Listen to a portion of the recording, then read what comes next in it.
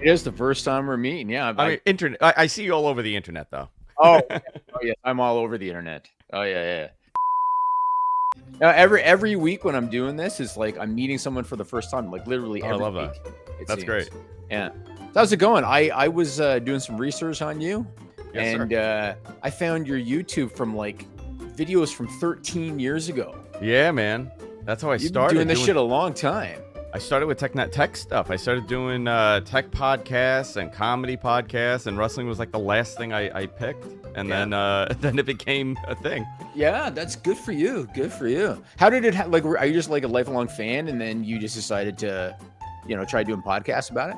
Yeah, I started a network, a podcast network, and it started doing really well, and then we just needed more content because we had ads coming in, but we had like just it was like a tech show, a life coaching show. Like we had like a bunch of shows, but like we needed to add more. And I'm like, okay, so we made a list, and I'm like, okay, what can I add? What can I add? And I'm like, hey, how about pro wrestling? And like I had just gotten back into it. I was like out of it for like 2-3 years, like the 2008 on, like 2009, 10, 11, 12. I was kind of out of it, and then I went back in, and I was like, yeah, let's just start doing this. And then it just like spiraled into the only show I do now is wrestling. Oh, really? That's the only one you do now? Yeah, only doing wrestling now. Okay, that's good. Are you full time doing it? Yeah. I'm a consultant, so I had like 50 other projects. I got like 18 different jobs. Right. But it's like one of my, it's one of my revenue sources for sure. I've told, tons of times. I've spoken to Joel about, just saying F it and just doing that full time at this point. Yeah. Good for you, man. Good for you. Was it, you said 2011, 2012, was it like the Brock Lesnar time that got you back in? Because I think he came in around then. I think it was, what it was? The CM Punk pipe bomb was that, really? Everybody started talking about it again. And I was like, wow, this is getting hot. And I saw that it was kind of changing over. And we went into, I think we did the first podcast like a couple weeks after CM Punk's pipe bomb. Okay, interesting. I saw that he returned to Dynamite, and it's already done like over 1 million views. I know, the guy's still a draw. It's unbelievable, right? He's one of the few ones left. Yeah. Everybody else is diminished their star power, but less is more, I guess, for him. Yeah. I'll be curious to see who the next one is. Like, who do you think the next? Like, I'm always putting over Jade Cargill. I think she's pretty awesome. And there's a couple in WWE, but like, who do you think the next one is that's going to transcend? Oh, in AEW aside from Roman, WWE? Right? Aside from Roman, and just in wrestling in general, really. I think definitely, besides Roman, I think eventually you'll get guys like Ambrose that becomes that guy, or even Rollins, could become that guy. That, it says a lot, right? Because I can't think of too many that could transcend into that level of, drawing. Somebody at WWE told me that their measurement of like real star power, this is like years ago. Joel, maybe they said it's like if you can move the needle 250,000 to 300,000 views, you are a big time act in their eyes. And I think that was like the gauge for Roman for a while, right? Because every time he would show up on TV, or Cena, he would show up on TV, it would go up by like 200,000 or 300,000. Yeah.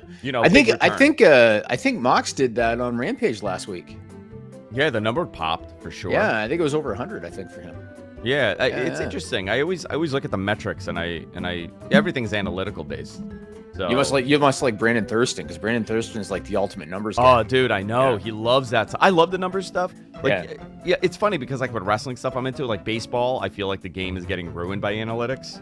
Okay, yeah. So like it depends. As long as it doesn't affect the product, I'm all into it. Yeah. So did you not like Moneyball?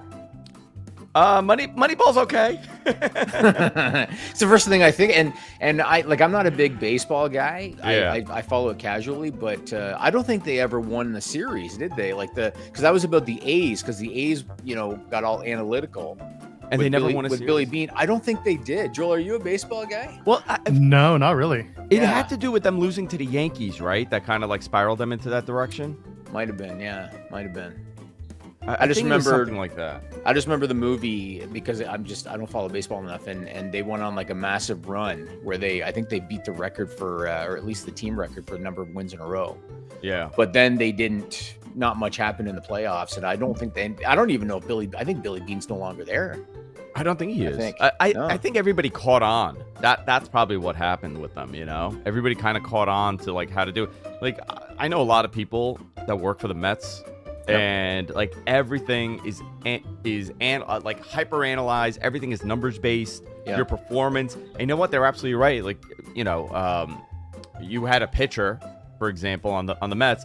They knew that 75 is his max. Jason DeGrom, 75 is the max that he could throw. The 76 pitch was the one that caused 2 runs to happen, and they pulled him. So, you know, I think in that stuff, like, okay, that's interesting, right? Like, you've analyzed this guy into a number, and you know exactly how he's going to do. And they were right on that one. You know, it's interesting to me. I don't know. I kind of I miss the days where, like, a pitcher would stay 9 innings and finish it up with, like, 145 pitches, you know, or 180 pitches. Yeah, you don't hear that a lot anymore when they have like the no-hitters and all that stuff. Yeah, yeah, it's getting smaller and smaller of a chance to do it. Yeah.